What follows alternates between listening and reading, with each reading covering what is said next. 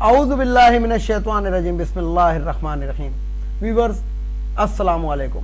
Viewers मैं हूं आपका मेज़बान सैयद अहमद समी और आप देख रहे हैं सैयद अहमद समी यूट्यूब चैनल रावलपिंडी इस्लामाबाद से। वीवर्स कल मैं अपनी वीडियो रिलीज़ नहीं कर सका, उसकी वजह यह थी कि पाकिस्तान के अंदर अप डाउन होता रहा। चांद नज़र आ गया, नहीं नज़र आ गया, फलानी जगह पे नज़र आ गया, फिर उसके अंदर शैतान पना, पता है आपको पाकिस्तान के अंदर इस मौके पे शैतान पना लाजमी होता है। रमज़ान, ईद, बकरा ईद, ये पाकिस्तान के अंदर यानी कि दुनिया के अंदर शैतान कैद हो जाता है, लेकिन पाकिस्तान में आज़ाद रहता है। तो कल जो था वो मोहसिन दावड़ की शक्ल के अंदर एक शैतानी काम हुआ कि मोहसिन दावड़ साहब ने, जनाब जो वफाकी वजीर भी हैं, वो कहते हैं कि जनाब मेरे इलाके में चांद नज़र आ गया और मैं ईद कर रहा हूँ। तो बहरहाल KPK के कुछ इलाकों के अंदर आज ईद थी, जो मैं इस चीज़ के अंदर इसलिए नहीं पढ़ना चाहता कि इस दफ़ा सऊदी अरब के अंदर 29 रोज़े हुए लेकिन हमारे 30 हुए, तो बहरहाल ठीक है जो भी है, लेकिन इस चीज़ के ऊपर मैं बहरहाल एक कंप्रोमाइज़ हूँ कि और होना भी चाहिए कि हुकूमत वक्त जो भी ऐलान करे, जो भी हुकूमत वक्त है, वैसे तो इस टाइम चोरों चक्कों की डाकुओं की हुकूमत है, लेकिन चलो जी ईद एक ऐसी चीज़ है और बकरा ईद या रमज़ान ऐसी चीज़ है कि ये हुकूमत जो ऐलान करे उसके मुताबिक करनी चाहिए। बहरहाल अब आते हैं ज़रा सियासत की जानिब। तो सियासत के अंदर मैं आपको बताऊं कि कल भी बड़ी गहमा गहमी रही अदालत के अंदर, आज भी बड़ी गहमा गहमी रही।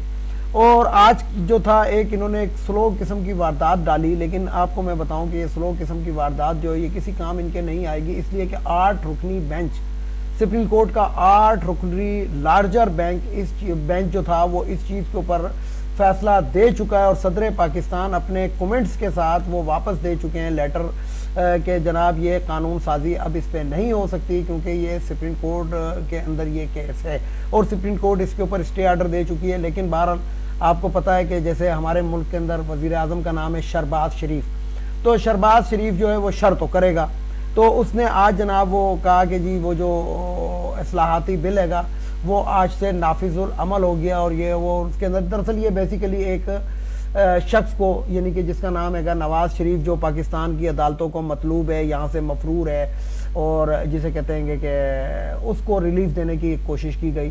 अच्छा, यहाँ पे मैं फिर वही वाली बात करूँगा कि अवाम और ताकतवर हल्के और वो लोग जो पाकिस्तान के अपने आप को खैर ख्वाह कहते हैं, उनको ये चीज़ नज़र आनी चाहिए, उनको नज़र आ भी रही है, लेकिन अगर उन्होंने कबूतर की तरह आंखें बंद की हुई हैं तो इस पर हम कुछ नहीं कह सकते। इसलिए कुछ नहीं कह सकते कि ये अब तमाम के तमाम छुरी के नीचे बहरहाल आ जाएंगे, ये मैं आपको बता रहा हूँ। इसलिए आएंगे छुरी के नीचे कि ये हो नहीं सकता, और अगर ये इन्होंने करने की यानी कि इनके इस उसकी कोई वैल्यू इसलिए नहीं है कि अदालत उसको कलअदम करार दे चुकी है और जब वो शख्स अगर पाकिस्तान में आएगा तो अदालती हुक्म के मुताबिक उसको गिरफ्तार कर लिया जाएगा और इन्हीं अदालतों से जाके उसने रिलीफ लेना है, तो अदालतें उसको किधर से रिलीफ देंगी? अदालतें तो इसको पहले ही अंडू कर चुकी हैं। तो बहरहाल इन्होंने अपनी सी गेम खेली जो मेरा ख्याल है कि वो पिट चुकी है और ये किसी भी तौर पर नाफिजुल अमल ना हो सकती है, ना होनी चाहिए और ना होगी। दूसरी तरफ मैं आपको बताऊं कि पाकिस्तान डिफाल्टर मूवमेंट जो है, PDM जिसको कहते हैं, तो ये जो डिफाल्टर मूवमेंट है इन्होंने इमरान खान से राब्ते तेज कर दिए हैं। इसमें ख्वाजा साद रफीक, ये वही ख्वाजा सरा है कि इसको मैं ख्वाजा सरा कहता हूँ इसलिए कि ये बहुत बड़ा ड्रामेबाज है। तो कहता है माशाल्लाह कौम बड़ी बाशऊर है, ये वो, और कौम बाशऊर है और इस बाशऊर कौम तुम लोगों को 35 साल बर्दाश्त करती रही है, लेकिन अब ये पता लग चुका है कि आप इस कौम के कभी भी तर्जुमान नहीं थे, बल्कि आप सेलेक्ट होकर आते थे। और आपको सेलेक्ट कौन करता था?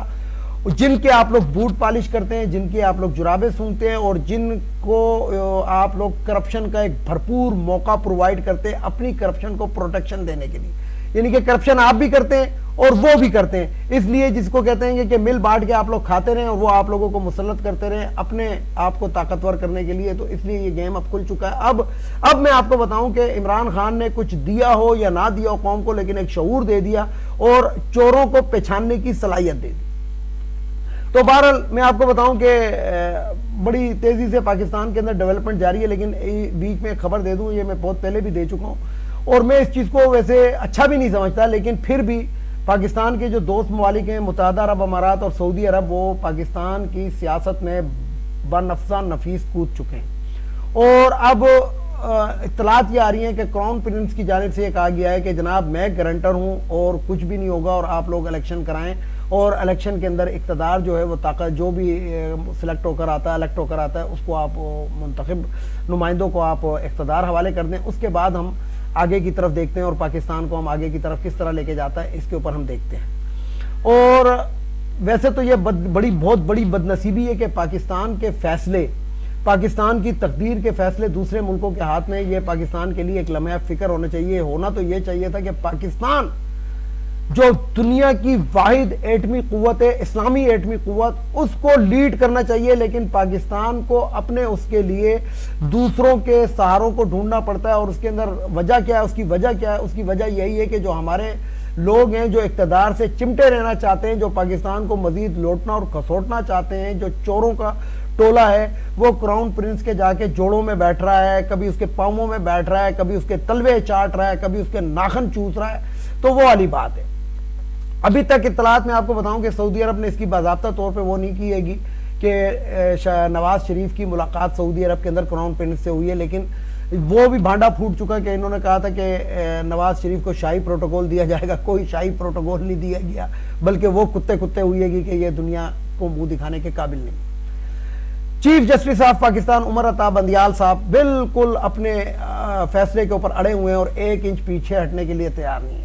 लेकिन एक शटल डिप्लोमेसी एक चीज कहलाती है। शटल डिप्लोमेसी इस टाइम भी चल रही है और मैं तो कहता हूं कि ये जो लचक दिखा रहे हैं सुप्रीम कोर्ट के जज साहब, ये इनको लचक नहीं दिखानी चाहिए थी और अपना फैसला जो था वो जो इन्होंने कहा है और बकौल इनके के मतलब अवाम की नुमाइंदगी कर रहे हैं और अवामी उमंगों के मुताबिक और आइन के मुताबिक फैसला दिया है, तो उसके ऊपर तो डू और डाई वाली सिचुएशन है कि भाई करना है या नहीं करना। अगर करना है तो ठीक है, नहीं करना है तो नाअहल करें उनको। और इसके अंदर ये जो तारड़ फैमिली जो इस टाइम पाकिस्तान के अंदर कोई वजीर कानून की शक्ल में है या वो जो एक रंगीला है, दरअसल ये उन्हीं लोगों की बाक़ियात है कि इनका जो दादा था वो क्या करतूत पाकिस्तान के अंदर अंजाम देता रहा, अदालतों को खरीदता रहा, रिटायर्ड जज था और उसी की पॉलिसी को इन्होंने जारी रखा हुआ है। लेकिन ये मैं बताऊं कि ये तमाम के तमाम अगर इन्होंने अब जरा सी भी, दरअसल बेसिकली बात यह है कि शहबाज शरीफ जो है वो इस टाइम नून लीग को सियासी शहीद बनाना चाह रहा है और सियासी शहीद इसको बनने नहीं दिया जा रहा। इसलिए नहीं बनने दिया जा रहा कि अगर इसको सियासी शहीद कर दिया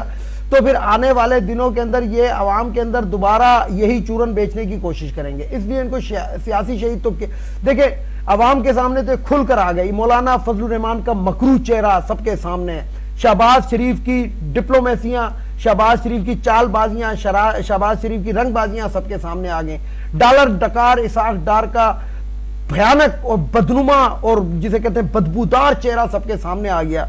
यानी कि शहबाज शरीफ ने जो इस मुल्क के साथ किया, इसाक डार और तारड़ों के साथ मिलके और बाजवा के साथ मिलके, यकीन जाने के पाकिस्तान के साथ वो इसराइल भी नहीं कर सकता था जो पाकिस्तान के साथ इन्होंने किया। लेकिन बहरहाल मैं आपको बताऊं कि slow and study win the race, यानी कि इस टाइम जो सुप्रीम कोर्ट ऑफ पाकिस्तान है वो बड़े सख्त मौक़िफ़ के ऊपर डटी हुई है और उसके साथ इस टाइम मेरी इत्तलात के मुताबिक ये 4-6-3-2 का गेम खत्म हो चुका है। इस टाइम 11-4 की सिचुएशन है, ये भी मैं आपको बता दूं। यानी कि आपको ये कोई भी एंकर नहीं बताता होगा, 8 या 9 बता रहे हैं, लेकिन मैं आपको बता रहा हूं कि 11-4। और जो जिस तरीके से अदालतों के ये पार्लियामेंट के अंदर ये तारण फैमिली की तरह के भयानक कुत्ते बैठे हुए हैं, जिसे कहते हैं भोली कुत्ते बैठे हुए हैं, इसी तरीके से एक अदालत के अंदर भी एक ब्लैक शीप है जिसका नाम जस्टिस तारिक फाइज ईसा है। वैसे इसका नाम जो है वो काजी फाइज ईसा नहीं होना, इसका नाम होना चाहिए था नाजायज फाइज ईसा। तो नाजायज फाइज ईसा जो है वो अपने जो पहले भी ये शरबाजियां और शैतानियां करता रहा है, कभी कहता था कि पाकिस्तान गटर फलाना, यानी कि ये जुमले मैं कहना नहीं चाहता हमारे प्यारे मुल्क के बारे में, ये शख्स जो ये जुमले कहता रहा। इसी तरीके से इसने हुदैबिया पेपर मिल को जो बंद किया था वो पाकिस्तान के साथ एक बहुत बड़ी साजिश थी।